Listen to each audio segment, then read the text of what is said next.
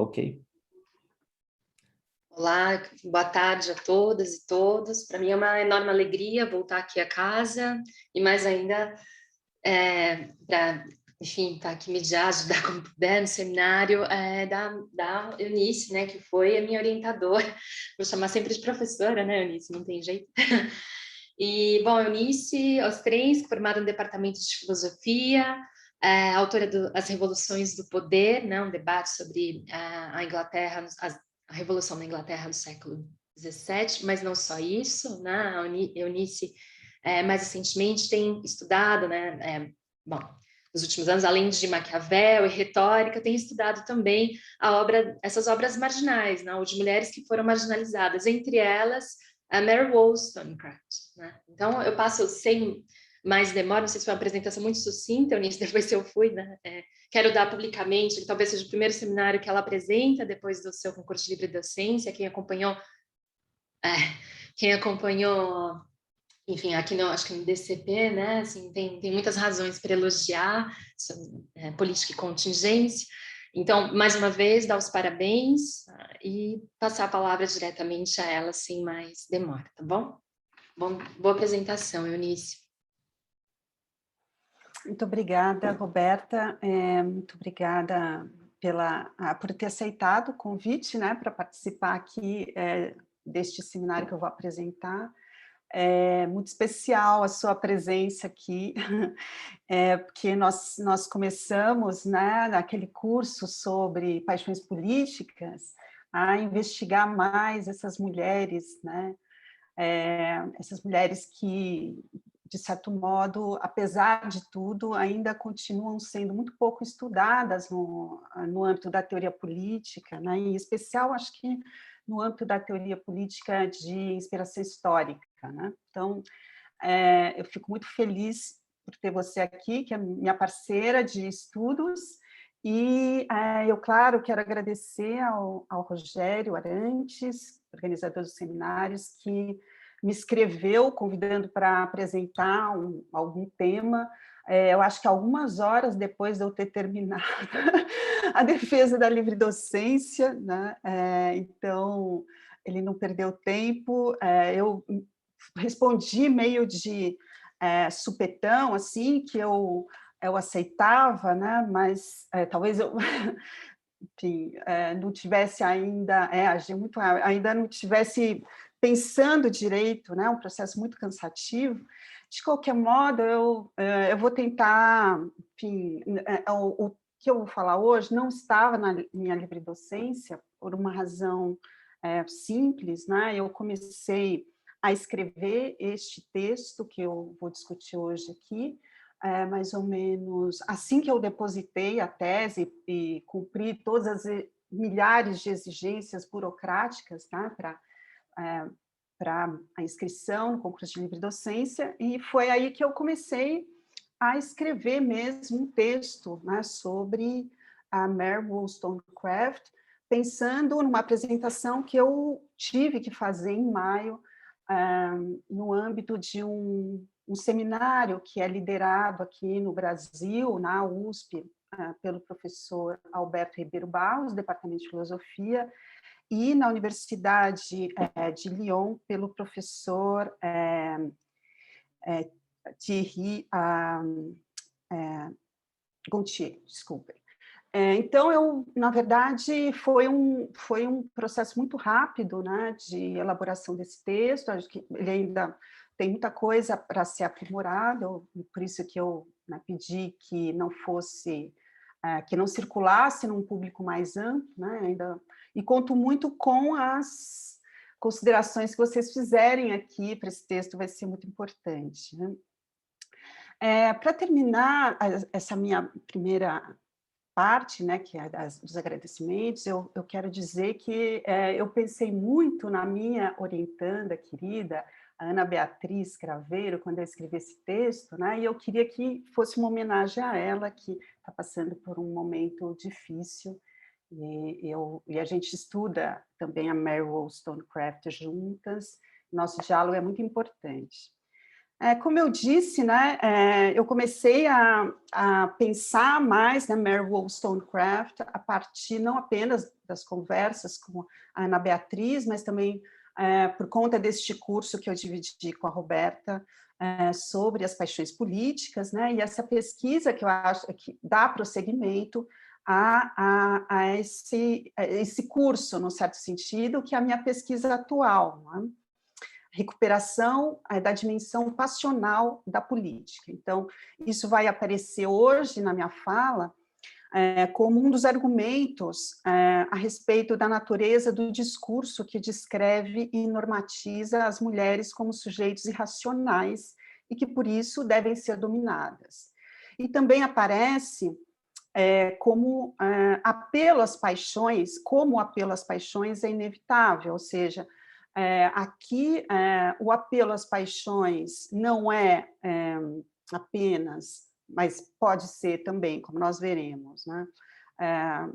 O ingresso num domínio de racionalidade e subjetividade, mas pode ser também a crítica a isso feita por meio da mobilização de outras paixões e de recursos retóricos, dos quais eu vou falar mais para frente. Então, de certo modo, além disso, este texto é o cruzamento desta minha pesquisa maior das paixões políticas com o tema da minha livre-docência, política e contingência, como mencionou a Roberta. Por que política e contingência? Por que está dentro disso? Né? Porque eu vejo o texto da Mary Wollstonecraft, A Vindication of the Rights of Men, do qual eu vou falar, né, um texto de 1790, como na sua historicidade, ou seja, ele é lido a partir da sua contingência. É a intervenção da autora nos debates da época e, portanto, eu não adoto uma perspectiva normativa. Né? Eu quero dizer com isso que a Mary Wollstonecraft não está falando diretamente para nós, é uma crítica à sociedade aristocrática, e, nesse sentido, eu me afasto das interpretações, inclusive as interpretações feministas, que recuperam e até mesmo, às vezes, condenam a Mary Wollstonecraft por sua argumentação a respeito de uma natureza da mulher, da maternidade e da tentativa de trazer o que, né, se chama do pessoal para o político, né, de transpor essas barreiras do pessoal para o político, né? Então, eu quero escapar dessas interpretações, né? Eu acho que elas não fazem jus à riqueza do texto da Mary Wollstonecraft, espero eu fazer um pouco, né? Mas a minha abordagem, então, é histórica, e o meu objetivo é mostrar justamente as tensões que estão subjacentes a esse texto, né? Tensões que podem ou não permanecer, então eu não estou discutindo a continuidade dessas preocupações para as discussões feministas atuais, mas eu quero pensar também, né, nos termos do Skinner, as perguntas que nós já não fazemos, né? Claro que se existem muitas continuidades, eu quando dou aula sobre a Mary Wollstonecraft, sempre algumas pessoas falam, mas não mudou nada, continua muito parecido, né? E principalmente no aspecto da dominação da mulher, né? A pergunta é por que as mulheres permanecem sob a dominação e como se dá essa dominação? Então, um dos instrumentos da dominação, como nós vamos ver hoje, é o enfoque na beleza da mulher, na sua fragilidade, etc. Eu gostaria de falar um pouco também sobre o método, né, já que eu citei o Skinner antes, né, e é disso que se trata, né, o método que eu estou seguindo aqui, né, neste texto, que é, enfim, um pouco eclético, na medida em que vocês vão ver, vocês podem ter lido no texto, né, mas eu vou falar também sobre isso, né, eu faço menção ao Skinner, ao Pocock, considerando que o significado de um texto não é dado pela mera leitura, e é preciso nós nos perguntarmos sobre a rede de significados em que o texto está envolto e os atos de fala, os lances que a autora efetua no interior desse contexto linguístico, ou no interior dessa linguagem, para usar o termo do Pouco, né? E mais ainda, eu quero identificar qual é o ato de fala inovador que tem aqui nesse texto de 1790. Mas também uma outra referência importante para mim, como notou o Ricardo Silva na minha defesa de livre docência, é a incorporação das contribuições do Kari Palonen, né? Em particular, a ênfase na retórica. É um tema skinneriano, sim, um tema skinneriano da década de 1980, né? Mas me parece, né, que o enfoque sobre a retórica ganha bastante destaque a partir do diálogo entre o Skinner e o Palonen, né, que é mais da década de 90. Então, o que eu estou, muito brevemente, né, como é que eu estou entendendo retórica aqui? Bom, retórica é uma técnica, uma arte do convencimento que utiliza tanto argumentos, né, argumentos racionais, lógicos, né, deem o nome que vocês quiserem, mas que, ao mesmo tempo, considera que os argumentos nem sempre são suficientes. O logos, a racionalidade, nem sempre é suficiente para alcançar essa tarefa de convencimento, né? Esse objetivo do conhecimento. Então, neste momento, é necessário recorrer às paixões do público. Isso de modo muito geral. Mas, digamos que eu utilize a retórica como método, não é? E eu parto do princípio de que a verdade, no tipo de discurso político que eu examino, não é o mais importante. Pelo contrário, né? A retórica permite reconhecer que a contingência é inevitável e que, portanto, o discurso mais adequado para lidar com as variações temporais e as mudanças conceituais, ou seja, o discurso que integra a contingência, é o discurso retórico. E o discurso aqui é entendido como uma tentativa de elaborar mecanismos para controlar o fluxo das mudanças, mas, ao mesmo tempo, o reconhecimento dos limites desses mecanismos, né? Então, o discurso, de certo modo, precisa se adaptar às circunstâncias. A linguagem não estabiliza totalmente o mundo, né? E, aliás, né, quando ela tenta fazer isso, ela corre o risco de apagar os conflitos, né, que, a meu ver, constituem a natureza mesma da política. E é por isso que, mais do que não adotar uma perspectiva normativa, eu vou ser ousada e dizer que eu adoto uma perspectiva antinormativa, né? Nesse sentido, né, eu acho que se a política como diz tanto o Pouco, Palonen, mesmo o Rosan Vallon, né, a arte de lidar com o evento contingente, a arte de gerar o imprevisto e o acidente, né, a teoria política, a meu ver, deve ser lida como um debate constante, né, em torno de conceitos que são eles próprios contingentes. E, por isso, os textos são respostas, e essas respostas variam. Nesse sentido, também, né, os consensos são provisórios.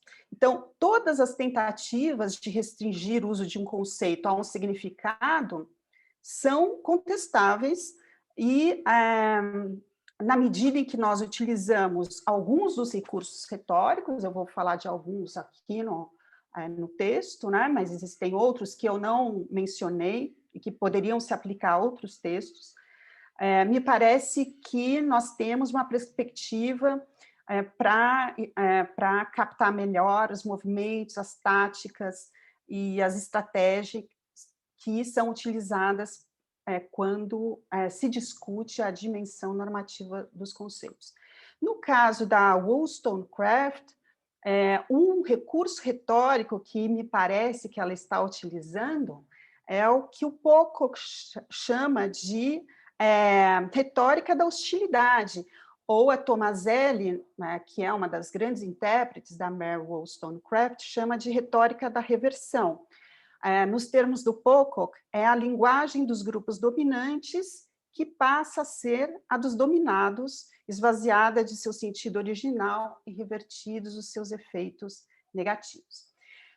Bom, dito isso, enfim, feita essa primeira apresentação, que não está no texto, eu quero falar um pouco das minhas premissas e das minhas hipóteses, né? Bom, eu tenho duas hipóteses a respeito desse texto, de 1790, então eu não vou falar do texto de 1792, que é o mais conhecido, que é a Vindicação dos Direitos da Mulher. Eu vou me concentrar, basicamente, embora eu faça a referência algumas vezes, eu vou me concentrar nesse texto, e a minha primeira hipótese é que nesse texto a desigualdade de gênero resulta diretamente de uma desigualdade social. E a principal causa da desigualdade social se encontra no que aparece no texto como uma distribuição gótica da sociedade, da propriedade, da terra. Eu vou explicar melhor ao longo da minha exposição. Nesse sentido, então, um modo de produção aristocrático, dita organização política da sociedade inglesa, suas instituições, suas leis, bem como os hábitos, costumes e práticas discursivas. Essa é a minha primeira hipótese. A segunda é lançar luz sobre essa estratégia retórica da Wollstonecraft contra o Burke, nesse livro, designando como retórica da reversão. Eu vou tentar mostrar por que é uma retórica da reversão, né? Mas, antes de mais nada, só para, né, não deixar nenhum mistério, é uma tentativa de reverter o potencial ato de fala do termo birthright, ou direito de nascença, ou direito inato, aplicando favoravelmente a tese, né, no caso, uma tese que é endossada por outros participantes do debate do século XVIII, de que os direitos sagrados do homem, né, com H maiúsculo no plural, ela fala dos homens, né? Então, os direitos sagrados dos homens são incompatíveis com a propriedade fundiária tradicional. E, ao fazer isso, Wollstonecraft interroga Burke sobre a legitimidade dos princípios que ele promove nas reflexões sobre a Revolução na França. Então, se nós somarmos essas duas hipóteses, nós temos, né, que a linguagem da sensibilidade, da qual eu vou falar também, surge da distribuição aristocrática da terra, a qual é característica de um certo tipo de sociedade patriarcal. Então, diferentemente da Gunther Canadá, cuja análise em muitos aspectos eu endosso, eu sustento que a linguagem da sensibilidade não é a verdadeira fundação do poder patriarcal. A verdadeira fundação do poder patriarcal é a propriedade aristocrática. E eu também divirjo ousadamente da Tomaselli, de acordo com a qual, ao que parece, eu cito, Wollstonecraft inclinou-se a reivindicar maior justiça distributiva a respeito dos benefícios aos ricos, em vez de fazer demandas por igualdade. Fecha aspas.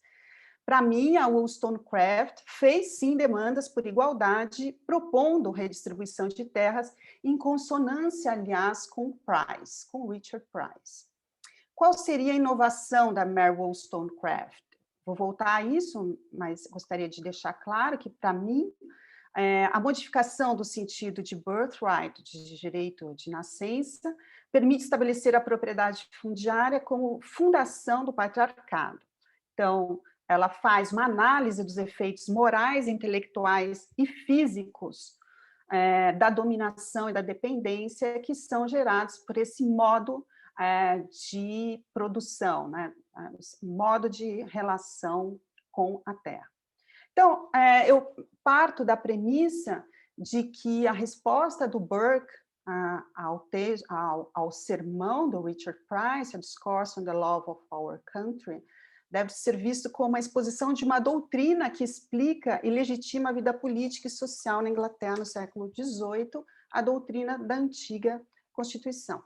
Eu vou começar, então, já que eu disse que, para mim, né, a teoria política tem a natureza de um debate e que o texto da Mary Wollstonecraft é uma resposta, eu vou começar fazendo uma análise muito breve das reflexões sobre a Revolução na França. Nesses dois aspectos me interessam, né? O birthright e a teoria da sensibilidade. Vocês sabem, né? Quem fez política 3 comigo sabe que os perigos da Revolução Francesa na Inglaterra, né? Para o Burke, se, de certo modo, materializavam nas crescentes demandas por representação. Né? Para o Burke, isso poderia levar a uma completa reforma do sistema político representativo, seguido, por sua vez, do confisco de terras. Agora eu vou fazer uma coisa bastante ousada, vou tentar compartilhar minha tela. Então, se não conseguir, espero que eu consiga. Bom, vocês estão vendo? Tá bom, ótimo. Bom, então, eu vou usar esse recurso, do qual eu sou, enfim, eu tenho um conhecimento muito precário, para mostrar algumas citações e algumas imagens. Né? Eu acho que assim eu consigo talvez apresentar melhor, só que deixa eu só tentar fazer uma coisa aqui. Só um minutinho.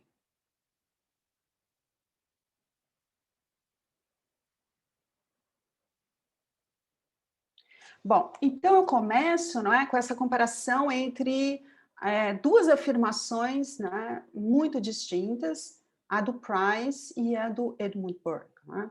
Essa frase, esse discurso, né, do Price, né, ele é de 1789, e as reflexões sobre a Revolução na França são desde 1790, então, aparentemente, o Burke levou quase um ano para responder ao Price. Né? E aí existe uma razão para isso, que aparentemente o Burke tomou conhecimento desse discurso, né? Ou do impacto desse discurso, quando ele percebeu que na Inglaterra se começava a discutir a reforma do sistema representativo que havia sido defendida pelo Price e pelas pessoas que estavam, pela audiência do Price, né? Pessoas realmente influentes na Inglaterra naquele período. Eu explico melhor isso no texto, não vou entrar em detalhes aqui para não tornar muito longo. Então, a citação do Price é a seguinte, né? Contemplai os reinos que, admoestados por vós, despertaram do sono, romperam seus grilhões e clamaram por justiça contra seus opressores. Contemplai a luz que acendeste após libertar a América, refletiu na França e lá acendeu uma labareda que faz cinzas do despotismo, aquece e ilumina a Europa. O grande temor do Burke, como nós sabemos, né, justamente que esse incêndio chegasse à Inglaterra, que a Revolução Francesa fosse repetida, né, depois aparecer em centelhas na América, né? Vejam que existe uma linha de continuidade para o Price, né, entre a Revolução Francesa e a Revolução Norte-Americana, que essa revolução pudesse retornar à Inglaterra, né? Já que, segundo o Price, ela havia começado na Inglaterra, mas ainda não tinha produzido seus efeitos completos, ela havia começado 100 anos antes, em 1689, com a Revolução Gloriosa.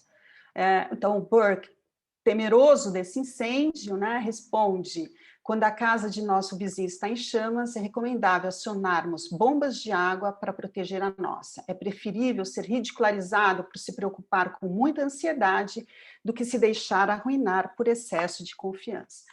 Bom, eu não preciso dizer que o Burke, de fato, foi ridicularizado. As imagens que eu quero trazer para vocês aqui mostram um pouco disso, né? Mas eu vou antes começar com...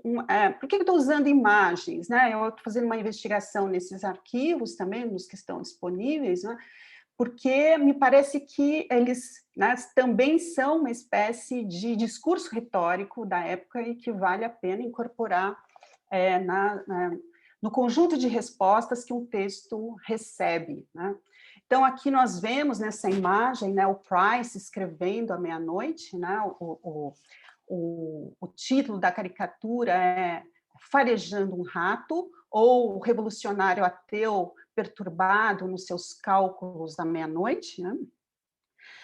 O Price está escrevendo um texto que se chama Sobre os benefícios do ateísmo regicida anárquico, está sentado aqui na sua humilde escrivaninha, né? E aí aparece essa visão terrível, né, do Burke, com os óculos, o nariz comprido, que o caracterizava, né, saindo dessas nuvens, com realmente uma aparição, né, e na cabeça do Burke, eu não sei se dá para ver isso, tem as reflexões sobre a Revolução na França, tem um quadro pendurado na parede, que é uma ilustração do regicídio, da execução do Carlos I, né, em 1649. O título desse quadro, não dá para ver, imagino, A Morte de Carlos I ou A Glória da Grã-Bretanha. É interessante esse quadro, né, porque apresenta, aparentemente, uma crítica contrário ao Price, mas, na verdade, apresenta uma imagem, obviamente, distorcida do Burke, mas o que eu quero dizer é que o Burke nunca foi um defensor da religião anglicana ou estatal, e mesmo da monarquia por direito divino, como essa imagem dá a entender, né?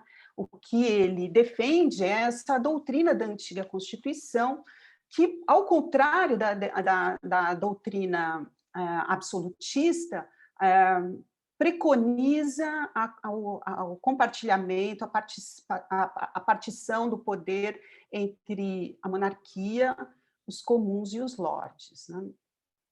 Eu selecionei também essa outra imagem, que é de 1793, um pouco posterior. Eu acho que não dá para ler aí, mas o que me interessa aqui, né, nessa imagem é o que o Burke está falando, né? Levelers, pilhadores, assassinos republicanos. Porque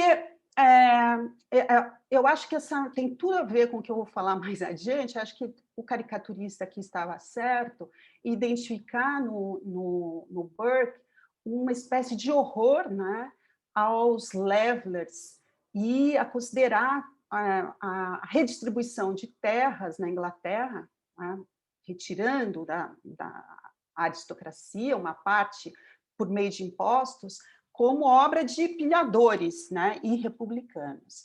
Essa caricatura aconteceu mais ou menos em 28... O evento narrado por essa caricatura aconteceu mais ou menos em 28 de dezembro de 1792, quando estavam debatendo a lei de estrangeiros na Câmara dos Comuns, né, e o Burke entrou na Câmara dos Comuns com uma adaga e gritou que esse enfrentamento era o que a Grã-Bretanha poderia oferecer à França.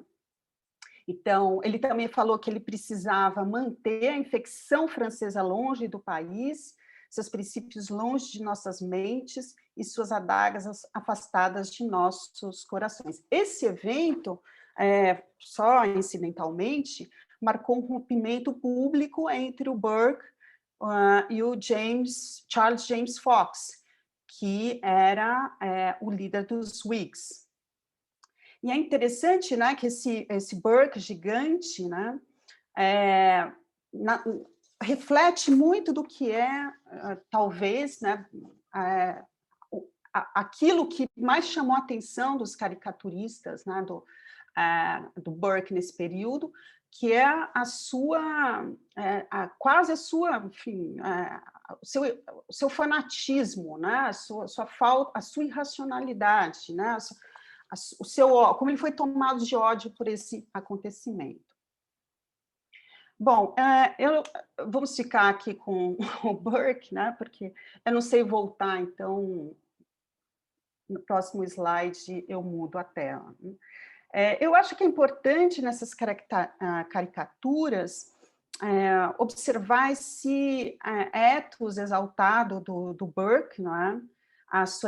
como a gente vai ver daqui a pouco, a sua defesa dos monarcas franceses e a sua exposição da doutrina, uma doutrina da sensibilidade. Eu acho que foi isso que levou a uma pilha de caricaturas.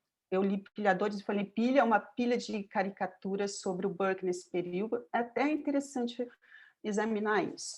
Mas eu vou passar para essa ideia que é importante para o meu argumento, não é?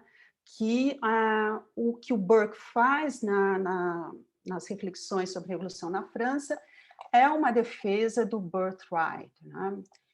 Ele diz: a política uniforme de nossa Constituição é reivindicar e afirmar nossas liberdades como herança legada a nós atribuída por nossos antepassados e transmitida à nossa posteridade, como um bem que pertence especialmente ao povo deste reino, sem nenhuma outra referência a qualquer outro princípio geral ou anterior.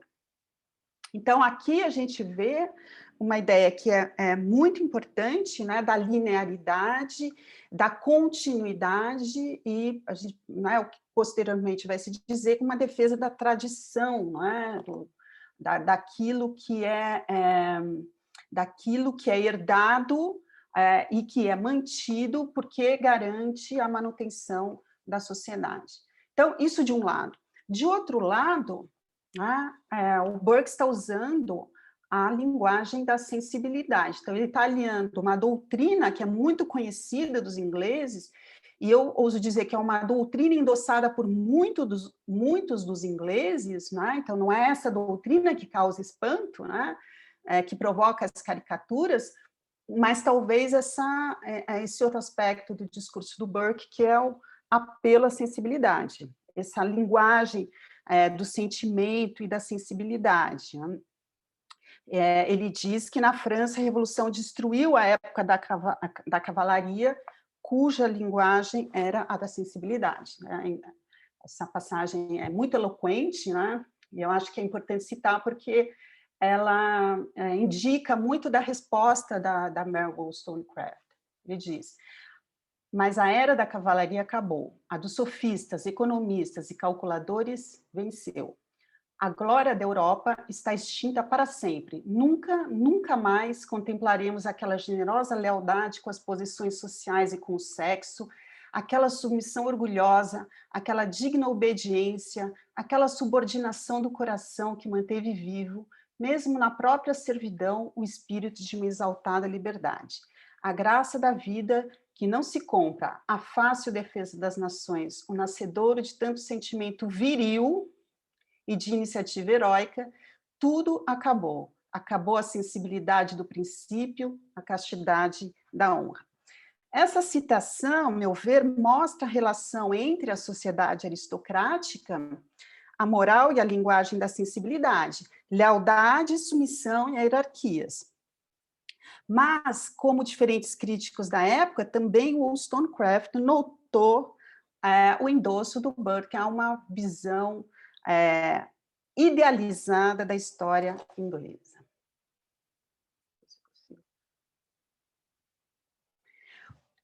A gente vê isso exatamente nessa caricatura, né, nessa figura aqui.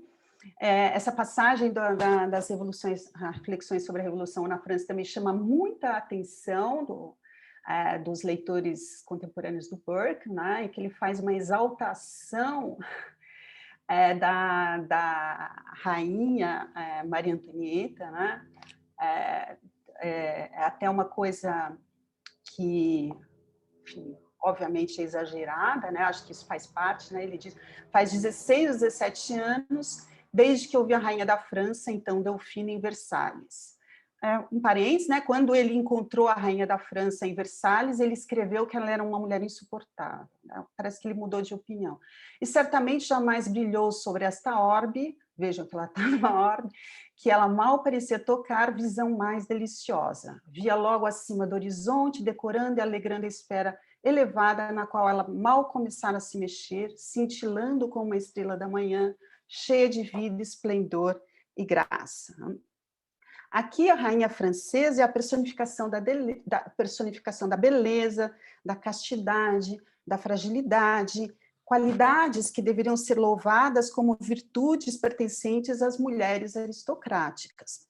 No paper, eu mostro como a Wollstonecraft chama atenção para a retórica emocional empregada por Burke para inspirar simpatia pela rainha, e, ao mesmo tempo, como essa descrição das mulheres famintas durante a marcha a Paris, a Versalhes, em outubro de 1789, simboliza a selvageria.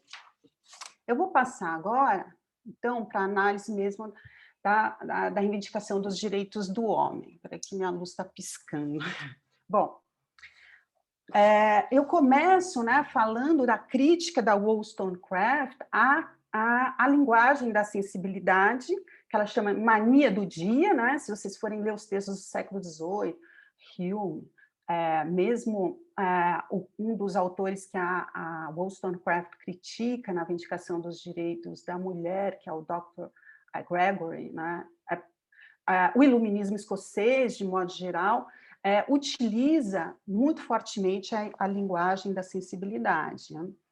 Mas, para nós entendermos, né, como se dá essa crítica, eu sugiro que nós observemos a qualidade do ataque, né, que palavras a Mary Wollstonecraft utiliza para atacar o Burke, né, nesse texto. Né?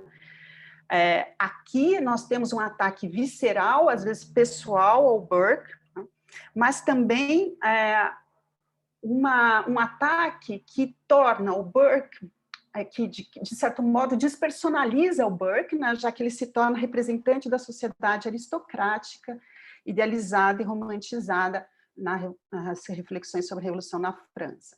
O Burke aparece como alguém que é muito sentimental, fútil, insensível, cruel e emasculado, enquanto a Mary Wollstonecraft é a mulher virtuosa, corajosa, independente. Há uma reversão de papéis, né? A mulher viril que enfrenta o homem sensível, e, segundo a Janet Todd, essa é uma estratégia para desacreditar o Burke, mas também para colocar o homem como objeto dessa retórica sentimental, né? Para ver que pimenta nos olhos dos outros é refresco. A linguagem da sensibilidade, segundo a Wollstonecraft, é incompatível com um discurso racional. A sensibilidade é identificada à feminilidade, fragilidade, delicadeza e, portanto, à diferença sexual. O que ela faz, então, é se apropriar de uma linguagem masculina, né? Se apropriar da razão, né? Descrevendo Burke como dominado por emoções. Né? Ela é a mulher virtuosa, ele é o homem, o adulador e o que adora adulação. Né? Ela não foi corrompida pelo discurso adulatório nem pela opressão do casamento. Algumas intérpretes dizem que o Wollstonecraft promove a reificação de um ideal masculino de discurso político. Eu já vou falar sobre isso, mas antes eu quero falar dessa né, ela está ciente, né, dessa, digamos, atribuição, né, de que ela incorpora, de fato, né, digamos assim, uma virtude masculina,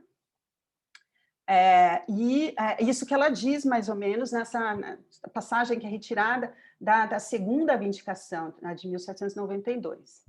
Ela diz assim: se com essa denominação mulher masculina, que não era utilizada, como a Roberta sabe bem melhor do que eu até, como era utilizada isso nesse período, né, a mulher masculina.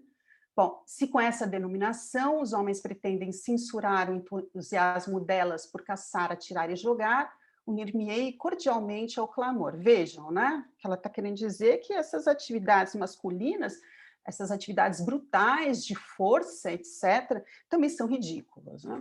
Mas, se forem contra a imitação das virtudes masculinas, ou dito de outro modo mais adequado, contra a obtenção desses talentos e virtudes, cujo exercício enobrece o caráter humano e leva as fêmeas na escala dos seres animais ao serem incluídas nos termos mais abrangentes da humanidade, devo pensar que todos aqueles que as observam com um olhar filosófico têm de desejar, a meu lado, que elas se tornem cada vez mais e mais masculinas. Eu acho que aqui a gente já tem um exemplo, né, dessa retórica da reversão.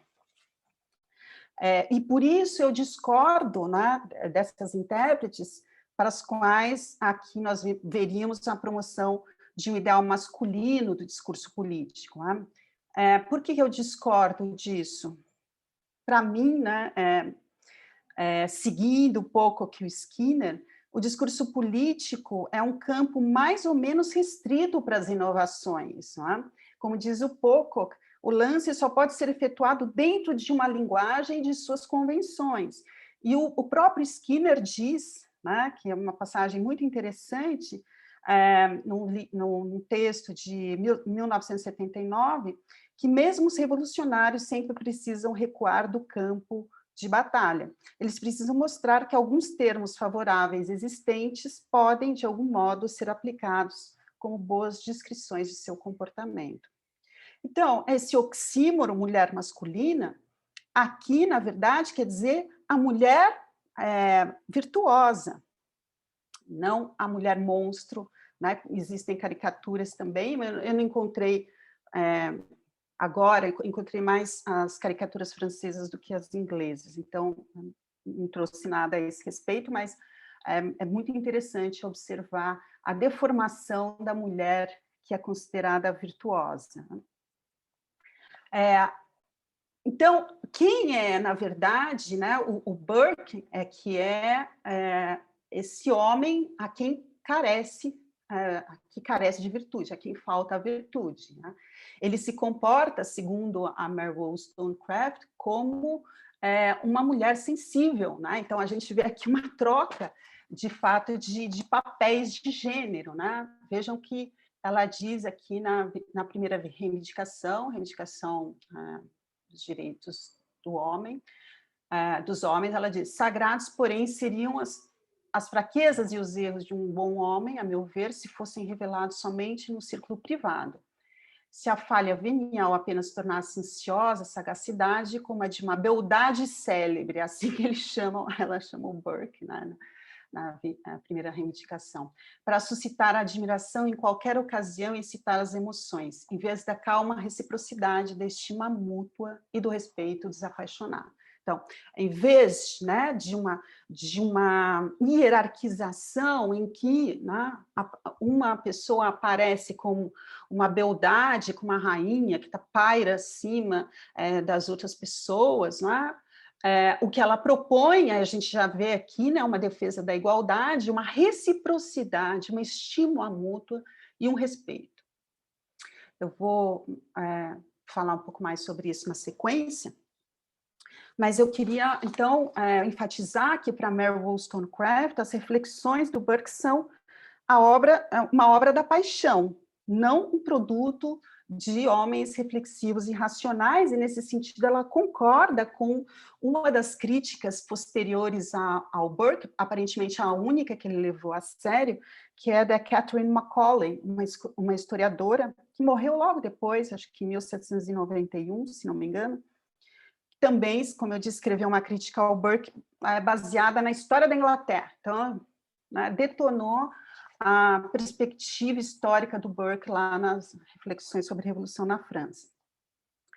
É importante notar que nesse livro a Mary Wollstonecraft sublinha um antagonismo irredutível entre razão e sensibilidade, virtude, beleza, natureza e artifício, liberdade e dependência, direitos universais e propriedade aristocrática. São oposições binárias.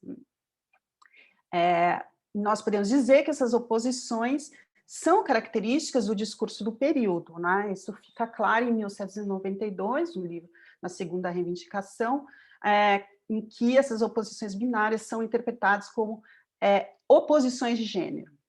Portanto, na linguagem da sensibilidade, que é característica de uma certa sociedade aristocrática, a mulher está destinada a inspirar sensações prazerosas aos homens. A mulher se torna objeto de puro prazer masculino. nesse sentido, que aparece já aqui na primeira reivindicação, a reivindicação, algo que vai se tornar muito forte na segunda, né?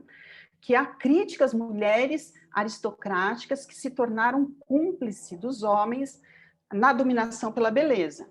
É a mulher frívola, lá, principalmente, né, na segunda reivindicação, é uma espécie de trunfo do patriarcalismo. Né? Essa mulher frágil, tola, superficial, as escravas dóceis que ela fala no segundo livro, né? Cuja virtude é descrita como a vontade de agradar. É interessante observar essa crítica às mulheres aristocráticas, porque, ao mesmo tempo, né, que a Mary Wollstonecraft faz uma denúncia da dominação, ela também está fazendo um diagnóstico da dominação. Né? E, ao fazer esse diagnóstico, ela nos permite refletir sobre os limites do consentimento. Né? As mulheres aristocráticas consentem em ser dominadas. Nem por isso, esse é o ponto, né? O consentimento, nesse caso, é moralmente aceitável, é legítimo. Né? Então, é importante, né? Isso acho que é uma discussão que também já aparece muito na primeira reivindicação, que a ideia de que uma sociedade é baseada no consentimento, que é uma ideia muito forte lá do século, que é dada do século XVII, né? Como um critério de legitimidade das sociedades, para Mary Wollstonecraft isso não é suficiente. Tá? O consentimento, sim, é necessário, mas ele não é suficiente.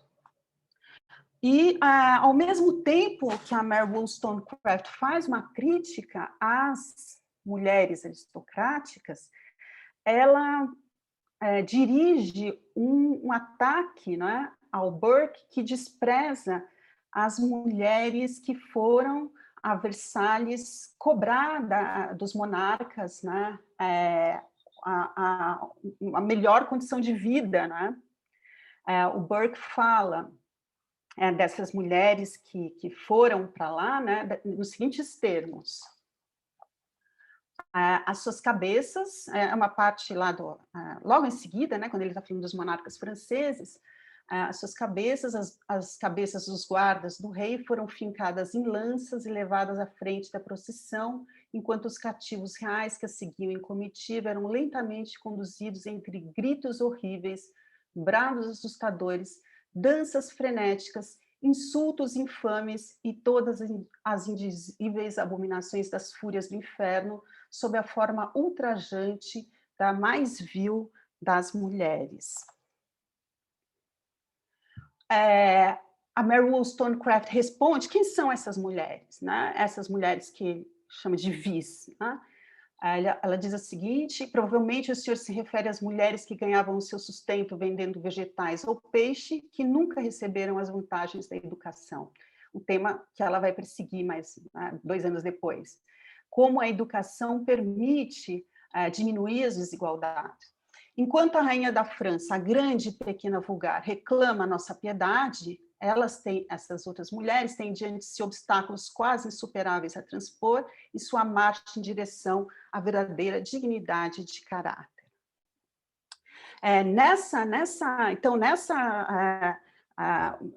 O Burke revela por essas mulheres, né, essas mulheres de classe baixa, um verdadeiro desprezo e um horror, não é? Que ele, obviamente, não revela em relação à rainha, o que mostra, de maneira muito clara, a adesão dele à aristocracia, mas também à riqueza. Né? Deixa eu ver. Bom, eu quero falar um pouco agora sobre as fundações da moralidade aristocrática. Então, vejam, né, que aqui nessa outra passagem que eu acabei de ler, nós temos uma denúncia, né, de que a linguagem da sensibilidade não alcança certas mulheres. Elas são tratadas de maneira totalmente crua, né, como fúrias, vis, mulheres irracionais, e eu pus uma nota lá no texto que ele compara essa procissão a uma entrada de indígenas numa cidade em que eles estariam totalmente transtornados, etc. Então, essa é uma linguagem, né, da sensibilidade, e a Wollstonecraft aponta os efeitos dessa linguagem da sensibilidade e também os seus limites, né? Quando toda aquela versão idealizada da sociedade mostra a sua cara, né? Então, eu vou falar um pouco agora sobre o segundo aspecto, sobre as fundações da moralidade aristocrática. Eu estou usando fundações num sentido que a própria Wollstonecraft dá, né? Vejam aí nessa citação da página 7, ela diz: não tentarei seguir o Burke, pelo caminho para cavalo e para pé, é uma citação do Hamlet, do Lear, mas ao atacar as fundações de suas opiniões, deixarei que a superestrutura encontre um centro de gravidade sobre o qual ela possa se inclinar, até que um forte estrondo a faça desmanchar-se no ar. Esse vocabulário que ela está utilizando, na verdade, foi apresentado pelo Harrington no século XVII, fundações e superestrutura. As fundações, dizendo de maneira muito rápida e muito até grosseira, né, as fundações se referem à divisão das propriedades no interior de cada sociedade, e a superestrutura, as leis, as instituições, os hábitos, etc. Então, com essa citação, a Wollstonecraft, de um lado, né, endossa essa perspectiva harringtoniana de que as fundações produzem uma certa superestrutura, então Marx, não foi bem o Marx, falou isso, mas, ao mesmo tempo, ela, olha, eu não vou discutir tanto a linguagem da sensibilidade, ela quer atacar as fundações. Então, essa é a minha perspectiva, né? Acho que essa passagem é muito ilustrativa. A importância da distribuição de propriedades. Ao mesmo tempo que a Mary Wollstonecraft, mas ela usa esses termos harringtonianos, ela se afasta disso, porque para o Harrington, né, somente poderiam ser cidadãos os homens livres, ou seja, os que tivessem propriedade. Então, o critério de cidadania censitário, então, só poderia, né, ser eleito representante no parlamento quem possuísse terras num limite mínimo, né?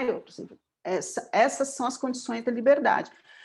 Ela não endossa essa consequência da teoria de Harrington, ela faz um movimento, digamos assim, mais radical, a meu ver, né? Que é em direção aos Levelers, os mesmos autores do século XVII, que ainda estariam infernizando lá o Burke, né? Assim, daquela primeira caricatura. Esses Levelers, no texto eu mostro isso, né? Que eu não vou falar sobre isso, mas lá os Levelers defendem uma definição de igualdade, definição de liberdade, que são muito semelhantes às que a Mary Wollstonecraft defende, né? E que eu acho que está sintetizado um pouco nessa citação. Diz assim: a liberdade é uma bela ideia que até agora jamais recebeu forma nos vários governos que foram instituídos em nosso formoso globo. O demônio da propriedade sempre esteve à mão para transgredir os sagrados direitos dos homens e para cercar com assombrosa pompa as leis que guerreiam com a justiça. Eu quero, então, né, defender aqui... Peraí, deixa eu ver. Eu vou falar sobre o patriarcalismo daqui a pouco, né? Que eu quero mostrar, então, que eu mostro no texto, espero mostrar no texto, né? Que para atacar a fundação aristocrática, as fundações aristocráticas, a Wollstonecraft encontra, digamos assim, o cerne, né, dessa doutrina que fundamenta, que legitima o poder aristocrático, que é o birthright, né? Ela procura modificar o significado desse termo que é convencional, ou seja, ela identifica no Burke um oponente ideológico e esvazia, né, aquele discurso que é tão potente no Burke, dota de um novo significado. Nesse sentido, ela produz uma inovação ideológica. Então, ela não apenas desmascara a linguagem da sensibilidade, como ainda ela atribui um novo significado à ideia de direito inato. E, a partir daí, ela mostra que quem subverte os princípios da justiça não são aqueles que contestam essa distribuição de terras, mas os que cercam a terra. Então, ela aqui lança a mão, a meu ver, de um vocabulário russoniano, né? O Rousseau vai ser objeto de muito ambíguo, né?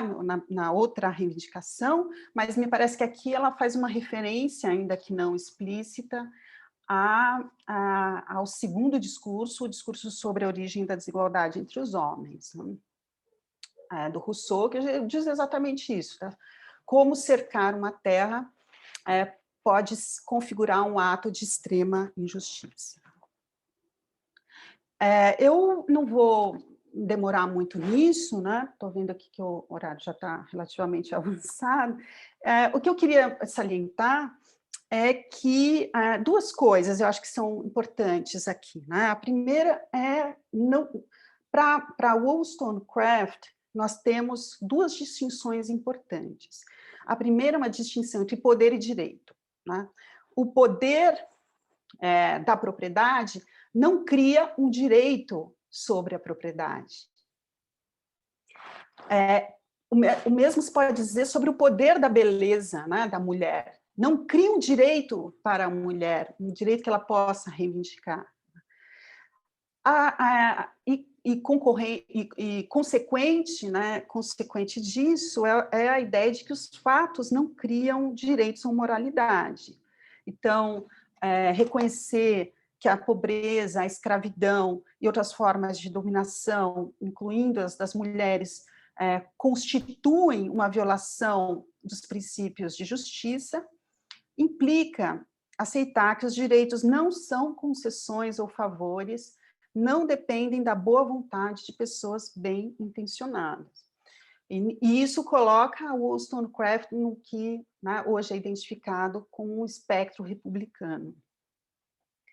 A inovação da Mary Wollstonecraft, a meu ver, é a exposição dos vínculos entre direito de herança e sociedade patriarcal. A desigualdade material assegura privilégios dos ricos sobre os pobres e dos homens sobre as mulheres. E esse sistema de afetos e de poderes decorre da distribuição da propriedade. Eu estou usando aqui o termo patriarcalismo, né? E patriarcado. E eu quero defender que a utilização desse termo não é anacrônica, né? Pelo contrário, a gente tem várias doutrinas patriarcalistas na Inglaterra desde o século XVI, a mais conhecida delas é a do Robert Filmer, mas eu acho que essa doutrina pode ser muito bem ainda compreendida para explicar a rejeição da Mary Wollstonecraft a esse sistema de exercício do poder, né? O que é o patriarcalismo? Eu acho interessante uma comparação, uma analogia que ela faz, logo no início do livro, né, mais ou menos nessa página, e por aí nessa página 21, entre o homem aristocrático com o microcosmo ou o mundo em miniatura, né? Ele fala que o homem, o pai, é, dentro da sua família, um microcosmo, né? O que significa isso, né? Eu acho que essa passagem permite pensar melhor, né? Ela diz: a perpetuação da propriedade em nossas famílias é um dos privilégios que o Sr. Burke, né, mais ardorosamente defende. No entanto, não seria muito difícil provar que deve ter um alcance bastante limitado à mente que confia sua benevolência a um círculo tão estreito que, com muita pertinência, pode ser incluído nos sórdidos cálculos do cego amor próprio. Essa ideia, né, de que a propriedade aristocrática corresponde ou responde há um desejo de perpetuação das propriedades e das glórias ligadas a essa propriedade, também é discutida pelo Tocqueville, lá no começo da democracia na América, né? E ele chama de egoísmo isso. Esse pai poderoso, né, estabelece hierarquias naturais dentro da própria família, né? Então, a ideia do patriarcalismo, basicamente, no século XVII, e eu defendo que ela permanece válida no século XVIII, né? Justamente porque a sociedade, ou para usar os termos do Price, não houve uma revolução completa na Inglaterra, né? A sociedade ainda é baseada na ideia de que a família é constituída por relações assimétricas, de idade e de poder, e que existem hierarquias no interior da família, né? O poder exercido sobre os desiguais não é um poder político, como nós sabemos, mas um poder doméstico, e o herdeiro masculino é quem deve levar adiante esse poder doméstico quando ele se torna maior de idade e cria sua própria família. A integralidade da terra, o Tocqueville também chama atenção para esse aspecto, né? É o que sustenta a aristocracia, né? O Tocqueville diz a aristocracia brota do solo. Então, nós temos a separação entre um domínio político, que é exercido entre os iguais e os livres, e o domínio doméstico, que é exercido entre os desiguais e dependentes.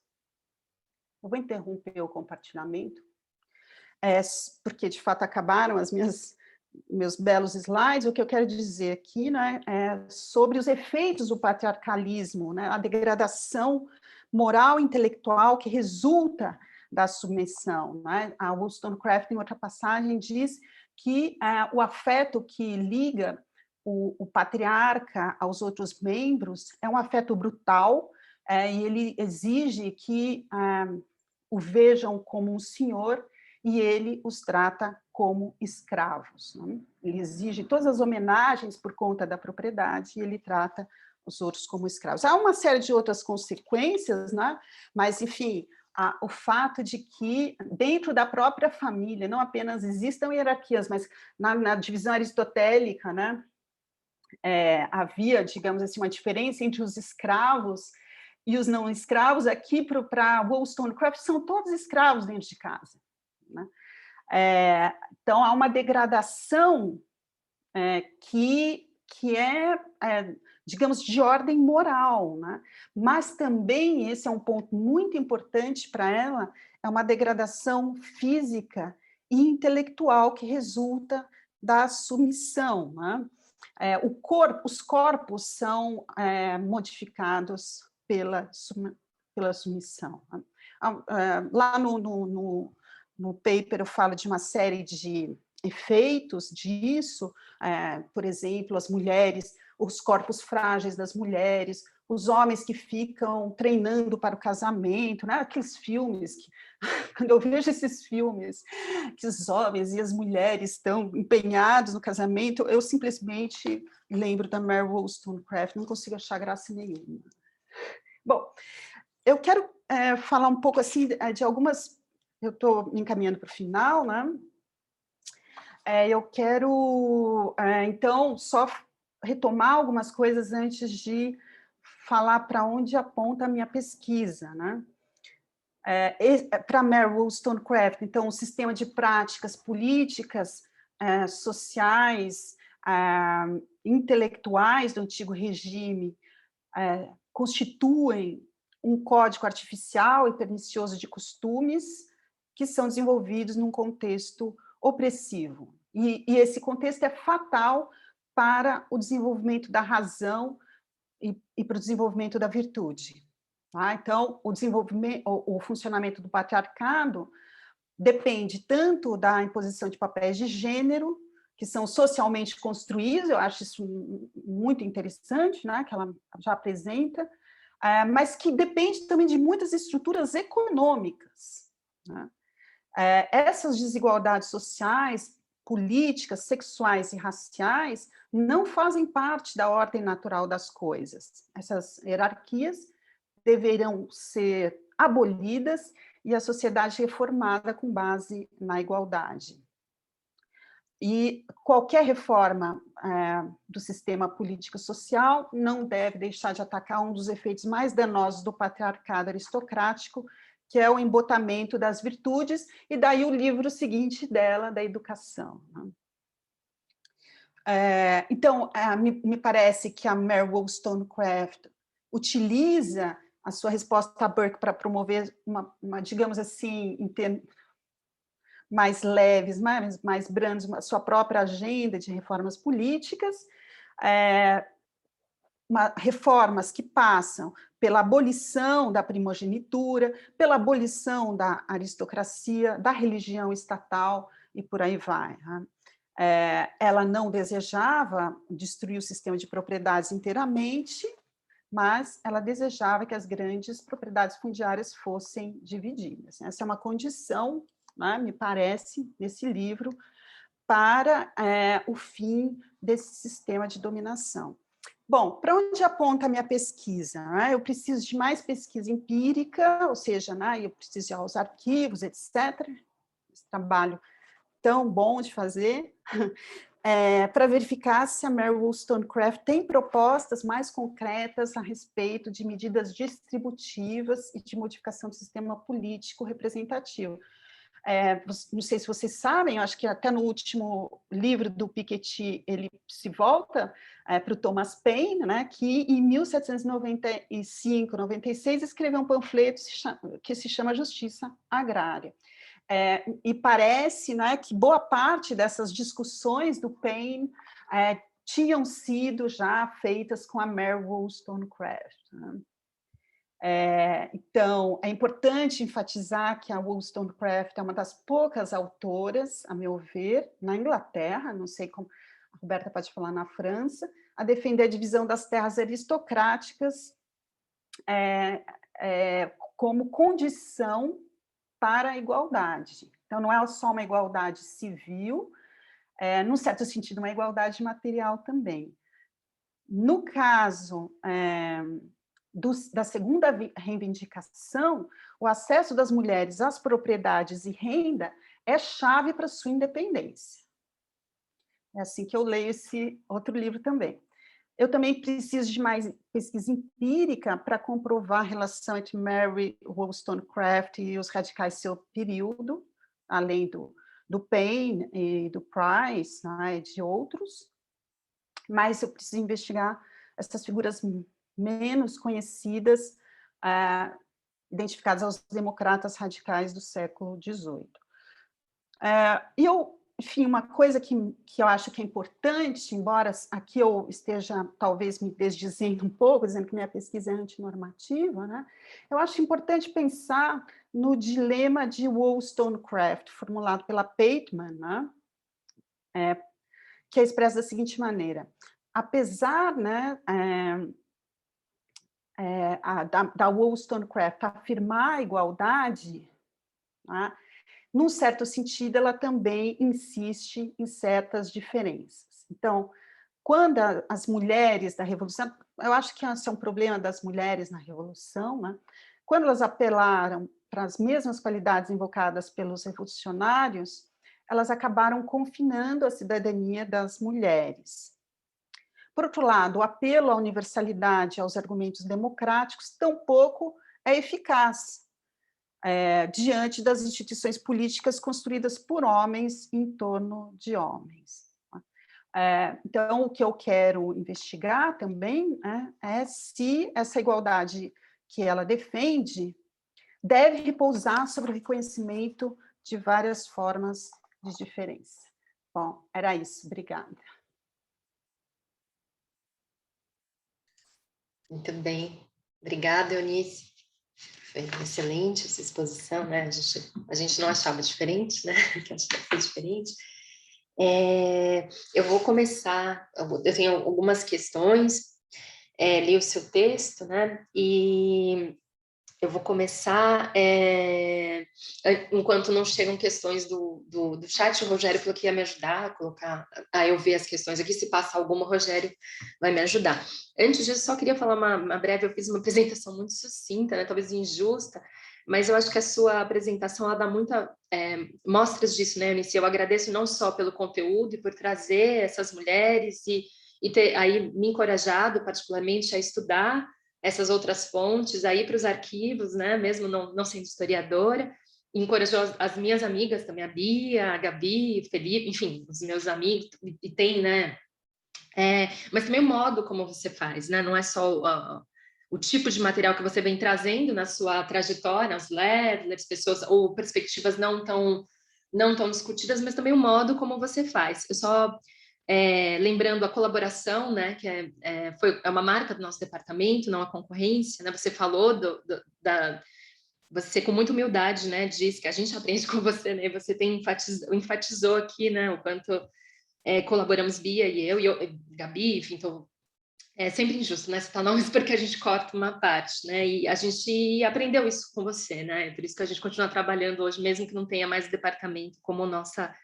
casa primeira, né, assim, isso é algo que a gente aprendeu com você, e também pelo carinho que você destinou, né, ao afeto que você destinou à Bia no começo, lembrando que razão não tem nada a ver com a ausência de sensibilidade, né, você explora muito bem isso.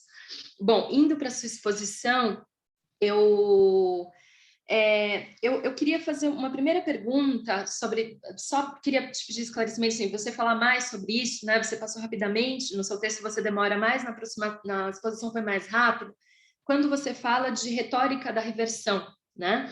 E isso é um dado que sempre fica na minha cabeça, por que a Mary Wollstonecraft, ela usa tanto o Rousseau e ao mesmo tempo dispensa, o que é muito mais claro na segunda reivindicação, né, de 92, o quanto ela explora, né, o exemplo do Emílio versus a Sofia, o quanto ela rechaça, né, esse tipo de educação, né, essa mulher pela metade, como ela diz, eu acho muito bonita essa expressão dela. Os homens podem escolher entre tudo e as mulheres só podem ser destinadas ao casamento. Então, se empetecar, né, virar uma bonequinha para os homens, para agradar os homens, né? Então, mas aqui você chamou muito bem a atenção para o quanto o Burke não é só uma disputa historiográfica, né, de fontes iniciais, né, mas tem uma disputa muito forte com o Burke, justamente quando você falou da composição dos dois etos, né, como ela faz uma autorrepresentação de si, né, que é uma autorrepresentação a dela, e a representação do Burke, e como os dois se apresentam por público, e aí ela consegue esvaziar, né, quer dizer, ela chama atenção do leitor para a causa dela ao fazer essa caricatura do Burke como um homem, ele sim, sensível, né? Ele sim, né, que ficou, enfim, puxando o saco da rainha, em vez de, né, não ser racional.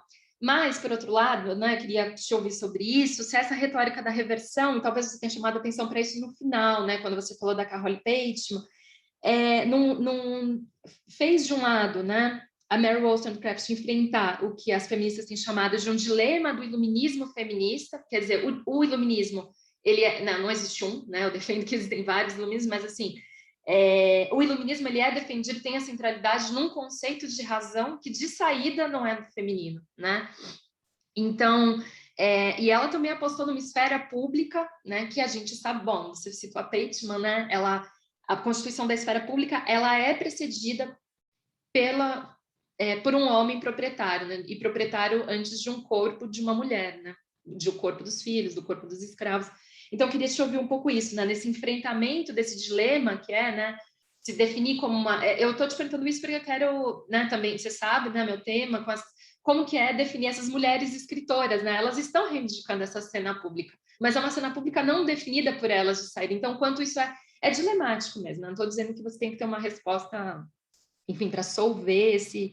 Mas, bom, quando eu falei do contraste entre os dois etos, acho que está na página 6 do seu texto. E a segunda coisa que eu não vou me demorar aqui, porque, deixa eu ver se houver... tem aqui alguém que está pedindo, então eu vou fazer só mais um. Até porque uma outra pergunta que eu ia fazer sobre o radicalismo, Aí você falou que precisa constar mais fontes, não ia falar sobre os radicais do 18, não só do 17, mas isso você já falou que precisa de mais tempo de pesquisa. E quando você chama atenção, e aqui eu acho que você faz muito bem, até eu fiquei pensando muito tempo na sua redação, você falou assim, que a opressão da mulher é uma instância particular da desigualdade social. E eu entendo, né, que você não está tratando como assim, particularidade no sentido de um subconjunto da opressão, a opressão geral, né? Eu acho que você está chamando atenção, mas para a especificidade ou para a singularidade da opressão, desse tipo de opressão, né, que é político e de gênero ao mesmo tempo. E aí eu acho que aqui quando você lança luz, né, sobre o lance, desculpa, a frase ficou ruim, o lance da Mary Wollstonecraft no seu período, né, porque diferente do Price, que teria constatado uma diferença na sociedade aristocrática, em contraste com o princípio da igualdade política, e a representação poderia corrigir essa distorção. Ela diz assim, não, ela fala, ela lança, né? E aqui tá, o lance dela tem um problema de propriedade. É o que eu chamei no seu texto, né? Você faz um longo movimento sobre isso, eu chamei no seu texto de a Eunice está tratando das bases materiais do patriarcado. Né? Acho que você mostra muito bem isso, e diferente do que o feminismo tem feito, certas linhas do feminismo tem feito contemporaneamente, que tem, né, as ondas do feminismo, a Mary Wollstonecraft está lá como se fosse a pré-história, né? Não, acho que você dá dignidade aqui. Não, tem um tema específico que ela está lançando luz. Eu acho isso muito pertinente, né? Não tratar esses nossos autores do século XVIII como preâmbulos, né, de questões que vão se desenvolver mais seriamente depois, né? E eu acho que você chama muito, muito bem atenção para essas bases materiais do patriarcado, né? Não é, então, nenhuma enigma metafísico. Eu gosto muito da Catherine McConnell, né, quando ela fala assim, nenhum enigma, né, quando ela está rivalizando com o Rousseau e fala, né, que a distância de gênero que o Rousseau concebe é um enigma metafísico mais difícil de entender do que qualquer coisa que tenha na obra dele, qualquer abstração. E eu acho que você faz muito bem isso, né? Você está dizendo, né, a reivindicação da igualdade, ou a reivindicação de uma igualdade que é material, ela não passa por uma abstração. Ela vem de um princípio muito terreno, né, e de exemplos que ela dá. E aí eu acho que você está de acordo com a tese, eu anotei aqui, de uma autora que eu gosto muito, a intérprete que é a Ina Volkova, que ela diz, né, muito se fala das polaridades, da sensibilidade, razão, amizade, escravidão, pares opositivos que operam na obra da Mary Wollstonecraft, e se desprezam os exemplos, né? O exemplo, ele aparece como uma ilustraçãozinha ou como uma ferramenta de argumentativa, quando na verdade se começa por ela diz, né, acho que muito parecida com você, se começa por isso, né? É o exemplo que faz ela, né, na esteira do seu século, né, dessa tradição empírica, enfim, é o exemplo que revela uma contradição ou revela um impasse político. Então, eu queria te ouvir um pouco mais sobre isso, né, quando você fala que a Constituição Gótica, né, um modo de assentar na propriedade a legitimidade de organização da autoridade, esse modo de Constituição Gótica que cria uma disposição das mulheres, né, que é a de inspirar enfim, criar sensações agradáveis aos homens. É como se, a partir dessa estrutura da sociedade, só sobrasse isso para as mulheres. Elas não podem estudar, não podem, enfim, exercer as suas faculdades intelectivas, né? Elas só podem, enfim, continuar no registro da dependência, né? No máximo, arranjar um bom casamento. Era isso que a Mary Wollstonecraft, a meu ver, né? Queria saber se é isso que se você concorda com isso, para isso que você está chamando a atenção, e que depois, né, um tema que depois de ser desenvolvido no segundo, né, o tema da obediência, né, Eunice, também, né, que aí então não cabe elas contestarem, né, cabe às mulheres obedecerem, elas nunca desenvolvem as suas faculdades morais, né, elas são sempre as boazinhas. É o exemplo lá de novo, Emílio e a Sofia, né, que aqui me parece que está mais Maria Antonieta e os homens do parlamento. Então são essas, mas assim, você explora o que você quiser, acho que tá tudo dentro do seu trabalho, é essa oportunidade para você falar mais, porque está tudo aqui. Mais uma vez, obrigada pelo seu texto e pela sua exposição. Aqui, acho que tem alguém... peraí, só... O Felipe, ele pede para fazer uma pergunta com o microfone. Posso passar para ele? Oi, Roberta. Só respeitando um pouquinho a ordem aí das perguntas, nós temos na pergunta de respostas a pergunta da Sara Bonfim. Acho que a Eunice vai ter que cancelar a aula da noite. A gente tem a pergunta da Sara Bonfim, depois a da Daniela Constanço, depois... e aí acho que eu pularia pela ordem também para a Sandra. Sandra, Mas a da Sandra tá no chat. E depois tem o Rafael Marino e o Felipe no microfone. Tá. Desculpa, gente. Desculpa vocês, eu pulei a Sandra e Sara. É que o meu computador, ele desceu, assim, então só ficou o Felipe e depois o Rafael. Desculpe, eu não tinha visto. Eu subi agora e vi. Obrigada. E ainda o Moacir. A noite promete. Bom, vamos ver. Eunice, você prefere que eu leia a pergunta da Sara ou você consegue ler no seu... Eu consigo ler, Roberta, deixa eu ver. Tá bom. Então, deixa eu ver. Pergunta da Sara. Você acha que você mantém, reformula, incrementa as concepções que ela tem acerca da propriedade e razão? Então, Sara, eu acho que a discussão sobre a sensibilidade no texto de 1790... desculpa, Roberta, já vou responder essas perguntas. Não, pergunta para o chat primeiro. Tá bom. A segunda reivindicação, de 1792, faz digamos, um estudo, a meu ver, mais aprofundado sobre a questão da sensibilidade, trazendo para o palco da crítica e para a arena do combate o próprio Rousseau, como lembrou a Roberta, né? Então, num certo sentido, a gente fica um pouco mais desanimada na segunda reivindicação, porque na primeira reivindicação, embora haja algumas críticas, né, algumas suspeitas em relação aos discursos dos revolucionários, né, que ela sugere que talvez não cumpram as promessas que estão fazendo, na segunda crítica, ela parece, né, pelo próprio fato dela dedicar a obra ao Talleyrand e entrar num embate com o Talleyrand, parece que ela está criticando também os revolucionários, cujo discurso sobre as mulheres, se não todos, mas obviamente tem exceções, né, mas a maioria é uma espécie de reverberação, né, desse lugar comum que o Rousseau, apesar de tudo, endossou. Então, o Rousseau não criou um discurso sobre a mulher, né, me parece que ele simplesmente reproduziu as concepções da sua época. Né? Ele não tem embora pareça que ele tem uma reflexão sobre a mulher, na verdade, a reflexão dele é extremamente semelhante a de qualquer outro homem dessa época. A Pateman, aliás, chama muita atenção sobre isso, né? Já que a gente trouxe ela para a discussão. Né? Então, nesse sentido, ela também, eu acho que ela usa muito, sim, a retórica da reversão com o Rousseau. A utilização, né, dessa linguagem dominante contra quem a está empregando, né? É que o Rousseau vai ser tratado como um dominador, né, como um autor que foi muito crítico da dominação e da opressão e do exercício da força, mas que defende o exercício da força sobre as mulheres. Então, ao mesmo tempo em que ela reconhece que certas teses do Rousseau precisam ser mantidas, né? Principalmente a ideia de que as mulheres, de que os seres humanos devem se opor à força e à dominação.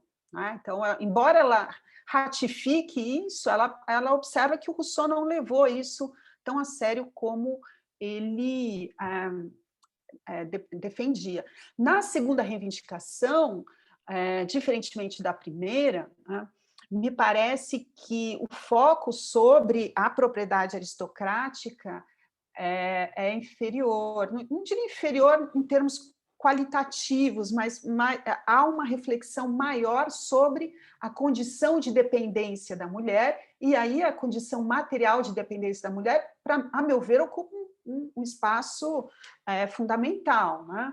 Mas não me parece que o ataque ali seja mais, como é na primeira reivindicação, a sociedade aristocrática, né? É a sociedade aristocrática e a sociedade que está nascendo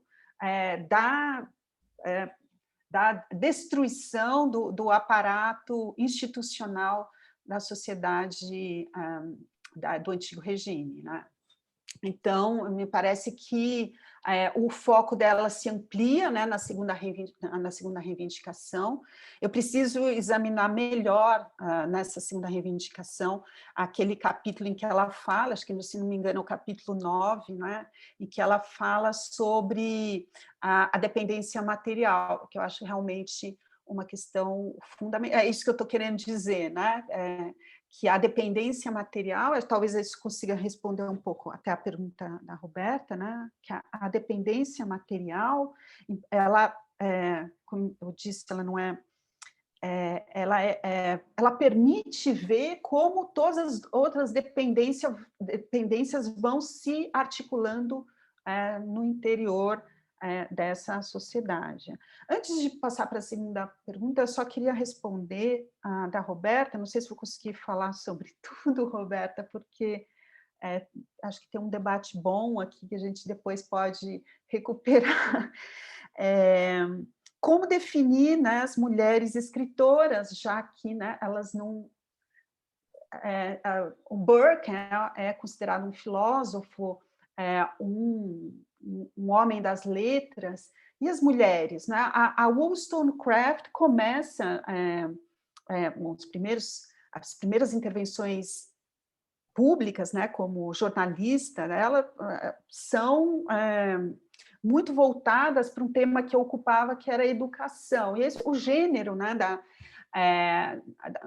esse gênero, né, os escritos das mulheres sobre educação, de certo modo, também era bastante conhecido na Inglaterra, assim como a escrita de novelas, etc. Mas é considerado um gênero secundário, né, porque a educação... acho que até o debate sobre a Revolução Francesa é importante, porque traz isso, né, para o centro, né, da discussão. A educação se torna um problema público, algo que a Wollstonecraft já defendia. Eu acho que é muito difícil, de fato, né, categorizar essas mulheres escritoras nesse período, mas enfim, assim, não sei se é exatamente isso que você está pensando. Eu as considero teóricas políticas. Eu as leio como teóricas políticas que estão realizando intervenções como atrizes políticas naquele momento. Elas não estão... o texto da Wollstonecraft foge um pouco, né, desse, digamos assim, desse script que foi destinado às mulheres, né, contra o Burke, né, ela e a Catherine Macaulay, que, de certo modo, são exceções, mas ela nesse sentido, ela está mimetizando...